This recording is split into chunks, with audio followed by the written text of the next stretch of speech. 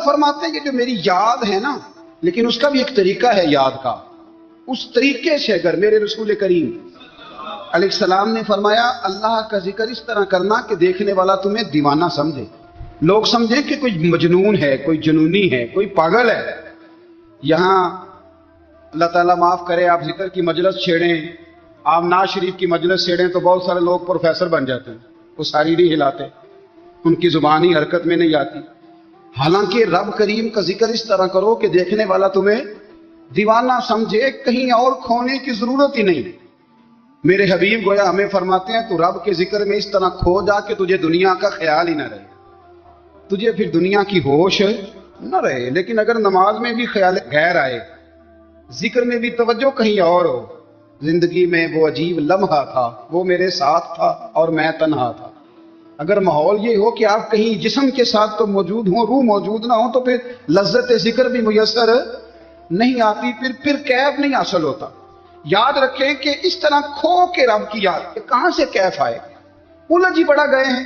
وہ مستی، وہ سرور، وہ کیف جو اللہ کے ذکر میں ہوتا تھا، جو کبھی مرشد کامل کے سامنے بیٹھ کر لوگ اللہ اللہ کرتے تھے تو لگتا یہ تھا کہ یہ یہاں ہے ہی نہیں، یہ تو کہیں اور چلے گئے ہیں، یہاں موجود ہی نہیں۔ لیکن اب وہ موج نہیں، وہ شوق نہیں، وہ درد نہیں، وہ زیب نہیں۔ اقبال تڑپ کے کہا کرتے تھے خیرت کی گتھیاں سلجھا چکا ہوں، یا رب مجھے صاحب جنوں کر دے، اللہ مہربانی فرما، وہ کیفیت دے، وہ سرور دے۔ زندگی میں اگر اطمینان چاہتے ہو تو کبھی کبھی سب کچھ بھول کے نا تو مست ہو جایا کرو رب کی یاد میں۔ کبھی کبھی چھوڑ دیں دنیا، چھوڑیں یار موبائل، کسی وقت کریں اس کو بانا، چھوڑے اس بات کا خیال کہ فلانے نے سلوٹ کیا ہے کہ نہیں کی، چھوڑے۔ حضرت باجزید بستامی رحمت اللہ تعالی علیہ فرماتے ہیں میں نے اعتکاف کبھی اپنی مسجد میں نہیں کیا، یہ کہ سارے ہی ہاتھ چومنے والے، سارے ہی پیار کرنے والے۔ فرماتے میں جب اعتکاف کرتا تھا تو میں بستان سے دور نکل جاتا تھا جہاں کوئی مجھے جاننے والا نہ ہو۔ اٹھ بلیا چلو تھے بسیے جتھے بس دینی سارے اننے، نہ کوئی ساڈی ذات پچھانے تے نہ کوئی سانو مننے، چلو ادھر چلے۔ اٹھ بلیا چلو تھے بسیے جتھے بس دینی سارے ہی اننے، نہ کوئی ساڈی ذات پچھانے تے نہ کوئی سانو۔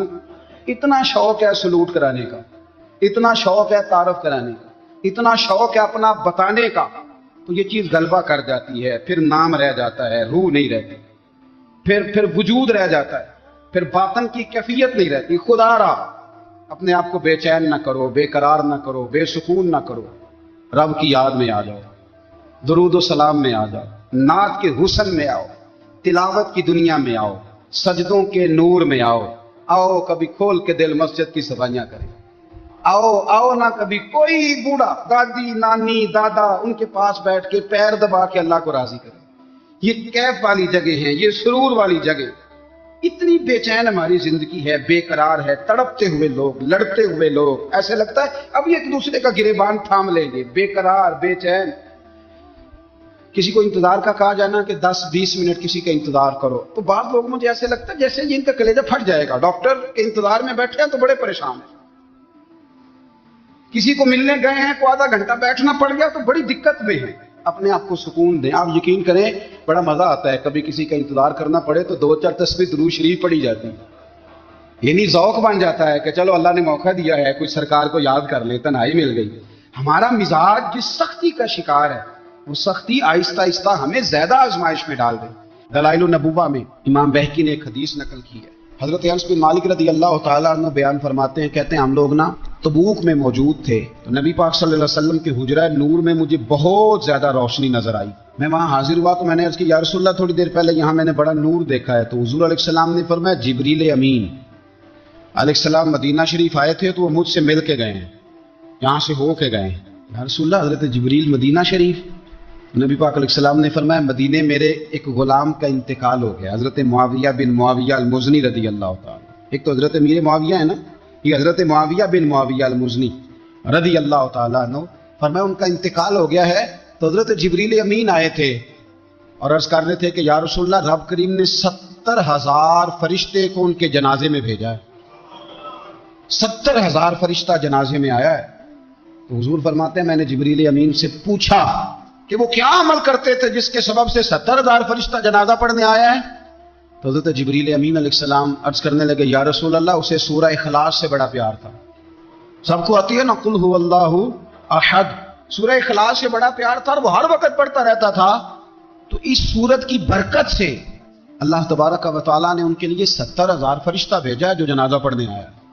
تو کام تو کوئی ایسا کرے نا, میرے مرنے پہ ہر سو شور مچ جائے گا دیکھو گے, کہنے الوداع سرکار خود تشریف لائے گے. اور میاں صاحب فرمانے لگے بعد مرن دے مکھڑا میڑا ہو جاوے جے تازہ, بعد مرن دے مکھڑا میرا ہو جاوے جے تازہ, پھر سمجھ لینا محبوب میرے نے آن پڑیا جنازہ. تو میرے بھائی زندگی میں اطمینان حسن ہے, اور وہ سب سے زیادہ اللہ کی یاد میں ملتا ہے, وہ سب سے زیادہ رب کریم کے ذکر میں. سب سے زیادہ جو چاہتا ہے نا دل ٹھنڈا رہے, زبان میٹھی رہے, وہ مدینے والے محبوب پہ درود و سلام پڑھا کرے, وہ حضور پہ درود و سلام پڑھا کرے, زبان میٹھی رہے گی. میرا ذاتی تجربہ ہے کہ جو آدمی اپنے اخلاق سنوارنا چاہے وہ حضور پہ درود شریف پڑھے. جو اپنے اخلاق سنوارنا چاہے, طبیعت کو ٹھنڈا رکھنا چاہے, وہ درود شریف پڑھے, اس کا دل سکون میں آئے گا. کچھ کام اور ہیں زندگی میں اطمینان کے لیے, ان کا ہونا بھی بڑا ضروری ہے. سب سے پہلے اگر آپ چاہتے ہیں نا زندگی میں سکون ہو تو حقیقتوں کا سامنا کرنا سیکھیں. آپ جو ہیں وہ رہنا سیکھیں, جو آپ نہیں ہیں وہ بننے کی کوشش نہ کریں. حقیقت کا سامنا کرو گے تو زندگی اطمینان میں آ جائے. ہم نے نا بہانے بنا لیے ہیں, ہیلے بنا لیے, جھوٹ کے سہارے اپنے آپ کو اونچا کر لیا. ایک آدمی سے کہا جاتا ہے تو رشوت نہ لے, تو کہتا ہے میں غریبوں سے نہیں لیتا. تو میرا سوال یہ ہے کہ امیروں کا حساب لینے کی اللہ نے تیری ڈیوٹی لگائی ہے, تیرے ذمہ لگایا ہے کہ تو امیروں کا حساب کر, تمہیں کیا ضرورت پڑی؟ ہم نا بہانہ کرتے ہیں, رشوت لینے والے کا الگ بہانہ ہے اور سفارش والے کا الگ بہانہ ہے. حقیقت کا سامنا کریں, حقیقت کا. جو میرے ذمہ داریاں ہیں وہ میں نے پوری کرنی, جو آپ کی ذمہ داریاں ہیں وہ آپ جان نہ چھڑائیں, حقیقت پسند بنیں. میرے رسول کریم پھر پڑھیے درود شریف صلی اللہ تعالی علیہ وسلم. حضور صلی اللہ علیہ وسلم نے فرمایا کہ میری بیٹی سیدہ فاطمہ الزہرا رضی اللہ تعالی عنہا صرف جنتی نہیں, جنتی عورتوں کی سردار ہے. لیکن حضور نے یہ بھی فرمایا کہ فاطمہ یہ خیال رکھنا اگر اللہ نے حساب پوچھا تو حساب تم نے خود دینا ہے. حقیقت کی طرف توجہ کرائی حضور نے. وہ صرف جنتی نہیں, جنتی عورتوں کی سردار ہیں, پر حقیقت کی جانب توجہ. میں حقیقت یہ ہے کہ اگر مالک نے حساب پوچھا تو اس کی تیاری بھی کرنی ہے. دیکھیں نا ہمیں کچھ یقین نہیں, اللہ معاف کرے کہ ہمارا حساب کیسا ہوگا, لیکن کتنے آزاد ہیں. یعنی بڑی دلیری سے بندے کہتے ہیں فجر نہیں پڑھتا جی, 3 پڑھتا ہوں جی, شاہ رہ جاتی ہے جی, کپڑے صاف, بڑی دلیری سے. اور سیدہ فاطمہ الزہرا نے ساری رات مصلی باندھ رکھا ہے, حالانکہ انہیں یقین تھا کہ رب مجھے بغیر حساب کتاب جنت دے گا.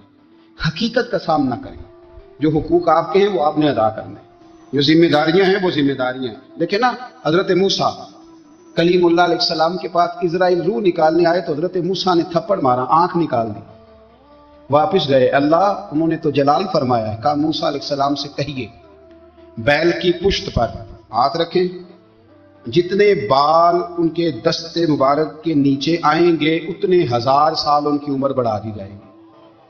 یعنی میرے کان میں کوئی بتا دے کہ جناب 60 سال بڑھ گئی, کیا آپ کے کان میں کوئی کہہ دے تو خوشی ہوتی ہے کہ نہیں؟ لیکن یہ حقیقت پسندی نہیں, اس لیے کہ 60 بھی گزر جائیں گے, 70 بھی, یہ حقیقت نہیں. حضرت موسیٰ کلیم, چلے میں مثال دیتا ہوں, سمجھ لے 10 بال, حالانکہ بہت زیادہ آتے ہوں گے, 10 بال اگر حضرت موسیٰ کے ہاتھ کے نیچے آئے تو 10,000 سال تو عمر بڑھ گئی نا. 10 یعنی 10 سال نہیں, 10 100 نہیں, 10 بہت زیادہ تھی نا. حضرت موسیٰ کلیم اللہ علیہ السلام سے آ کے عرض کیا گیا حضور بیل کی پشت پر ہاتھ رکھیں, جتنے آپ کے ہاتھ کے نیچے بال آئیں گے اتنے 1000 سال عمر بڑھ جائے گی. تو حضرت موسیٰ نے حقیقت پسندی والی بات کی, فرمایا پھر کیا ہوگا, 10,000 سال کے بعد پھر کیا ہوگا؟ کہ حضور جانا تو پھر بھی ہے, فرمایا پھر ابھی چلتے ہیں. اگر جانا ہے نا, جانا ہے تو پھر, اگر جانا ہے تو پھر ابھی. اور سجنوں اگر نماز پڑھنی ہے تو ابھی کیوں نہیں؟ اگر داڑھی رکھنی ہے تو پھر رمضان کا انتظار کیوں کریں, ابھی کیوں نہیں؟ اگر سچ بولنا ہے تو پھر, اگر رزق حلال کھانا ہے تو پھر انتظار کا ہے. حقیقت ہوتی ہے, بہانہ ہوتا ہے. حقیقت چھپ نہیں سکتی بناوٹ کے اصولوں سے, کیونکہ خوشبو آ نہیں سکتی کبھی کاغذ کے پھولوں سے.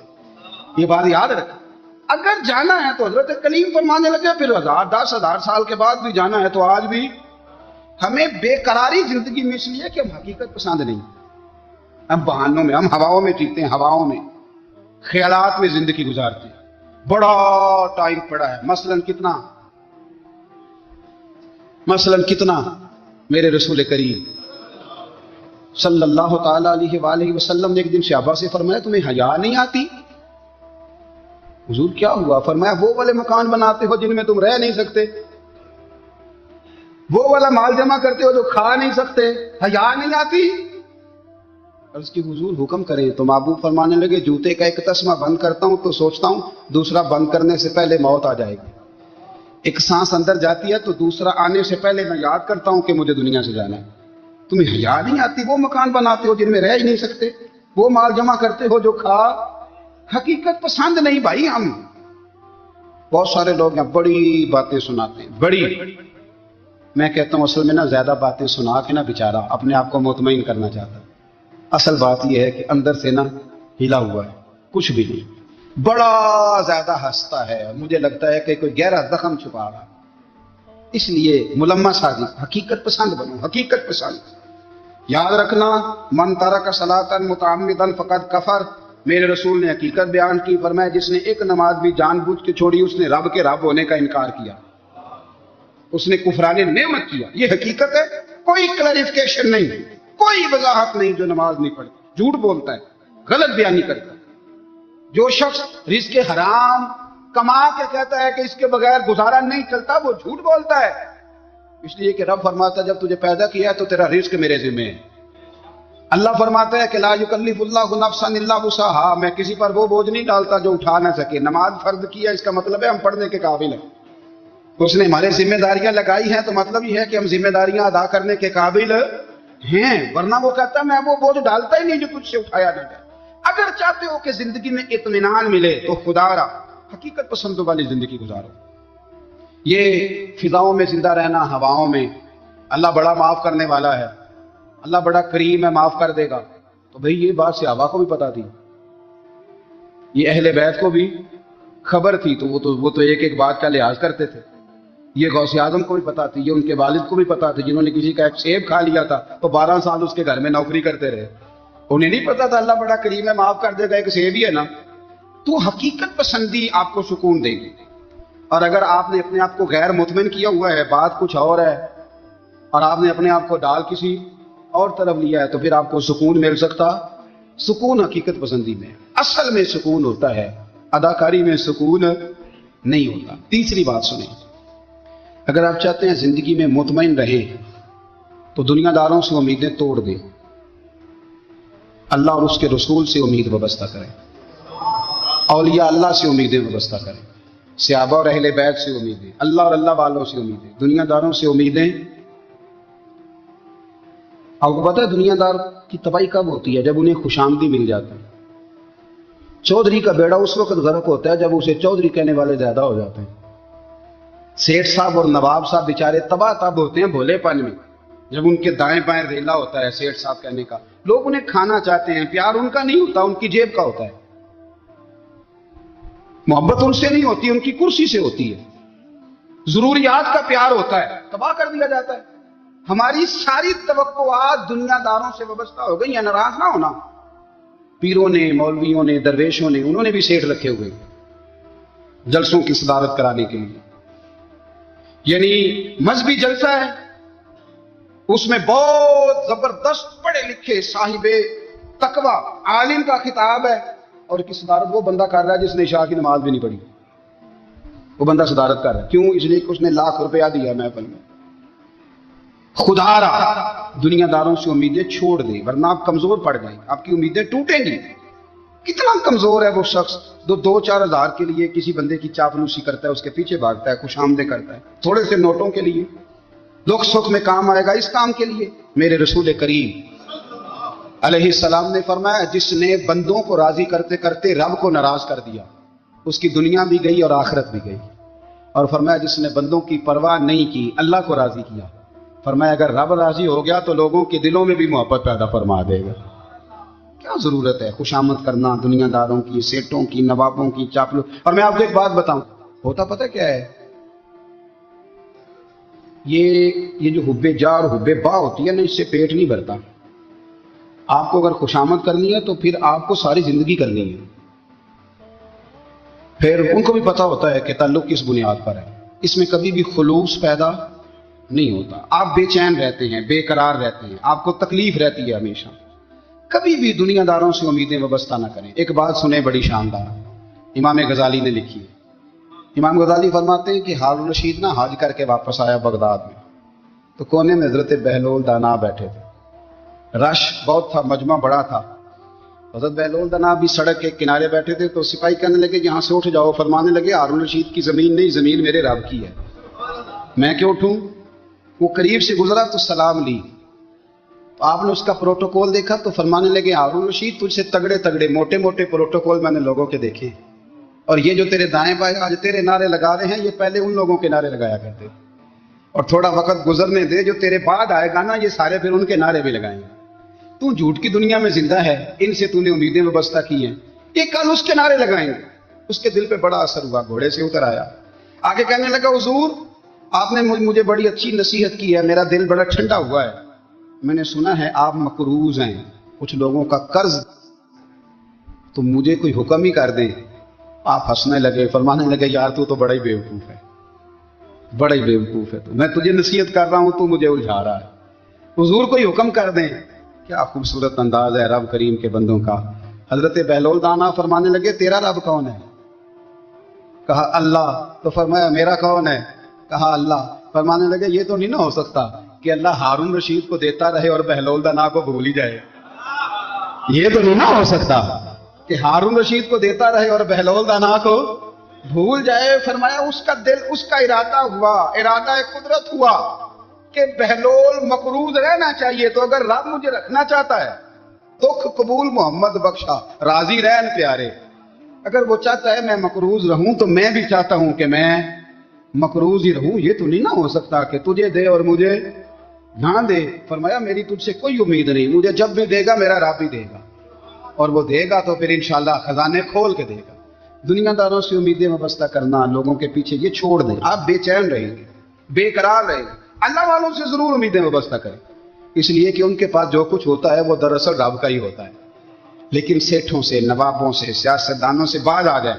ہماری بڑی امیدیں وابستہ ہیں. میں اکثر کہتا ہوں جتنے پھیرے نوکری کے لیے دنیا دار کے دروازے پہ لگائے ہیں نا، اس سے کم دفعہ مسجد میں نفل پڑے ہوتے تو رب اتنی بڑی مہربانی فرما دو.